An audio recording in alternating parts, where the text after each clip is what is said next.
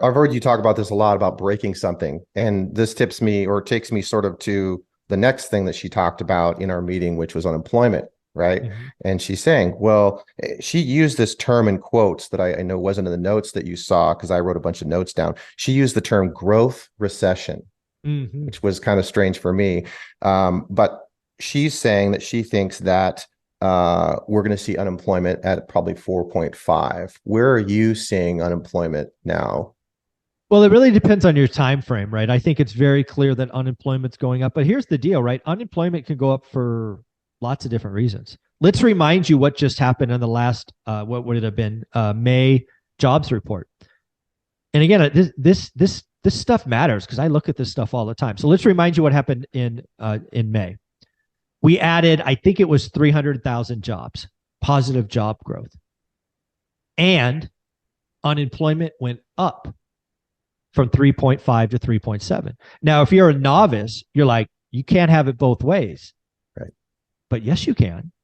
There's this thing called U6 in U3, I think it is, basically the disinterested versus the interested in finding a job. And basically what we're doing is we're pulling people from the uninterested pile into the interested. And that's a good thing. That's not a bad thing. That's a good thing, right? And that's what happens when the economy slows down is more and more people. So we could have a growth recession. What would a growth recession mean? It means we're still having positive job growth and unemployment's going up. We could. And frankly, we did. May was a great example of that. We are also having what I think will be called a rolling recession, which is very unique over the last 40 years.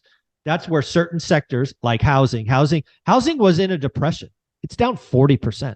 Mortgage origination down 40%, right? That's depression level. That stuff is already, I think, turning around or certainly baselining where other things are going to crash in transactions, new car sales, used car sales, right? There's this rolling thing. There will be some sectors that get hit, then they'll baseline and come out where others are going. What's booming? Travel.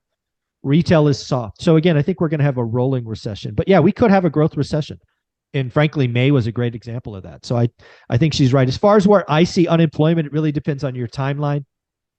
I think unemployment could get to 4.3, 4.4 by the end of the year.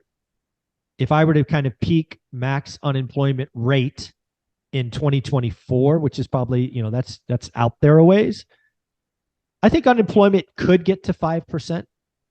It could, it really could. Hmm. So that's what I'm thinking.